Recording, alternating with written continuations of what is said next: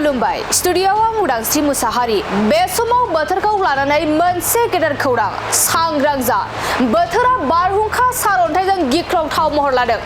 मोन 29 जिल्लाफोराव high alert फोसावदों मिरु बोथोर बिगियाना नंगौ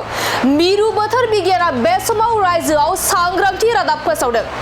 रायजोआव बोथोरा गिख्रंथाव महर लादों मिरु बोथोर बिगियाना बे समाव अखा आरो बारहुंखाजों गिख्रंथाव महर लानायनि थाखाय रायजोआव हाई एलार्ट फोसावदों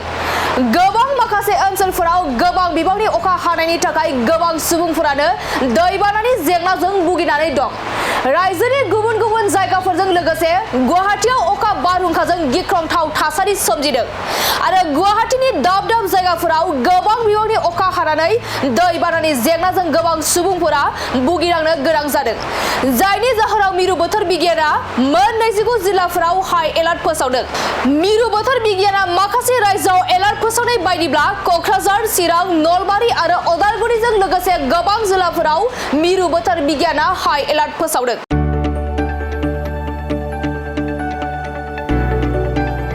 गोजोनथाव खौरां बर'नि आंगोथार गोथाव ओंख्रि जानो मोजां मोनग्रा रायजो राजाफोरनि थाखाय गोजोनथाव खौरां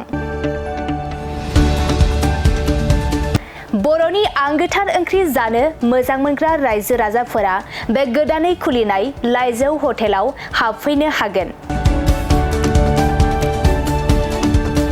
जाखांफुहांनाय लाइमोन फालांगिरि गपेश बसुमतारिया उदालगुरिनि टंलायाव बेखेवदों बर'नि आंगोथार ओंख्रि मोनग्रा गंसे हटेल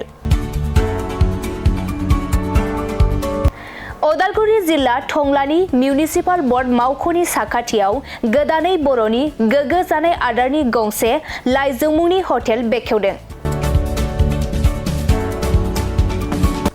उदालगुरि जिल्लानि सिङाव थानाय फालांगिरि नोगोर टंलायाव गोदानै खुलिनाय बे लाइजौ हटेलाव बर'नि दोरोङारि जाग्रा आदारजों लोगोसे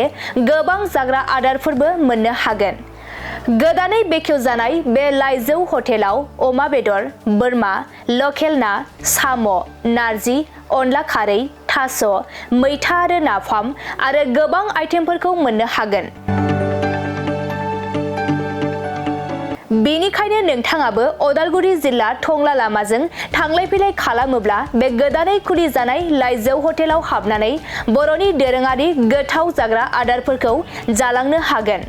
आरो नोंथाङा नैबे 9101758967 जानबुं नम्बरनि गेजेरजों खौरां लाहरनानै आबुङै मिथिना लानो हागोन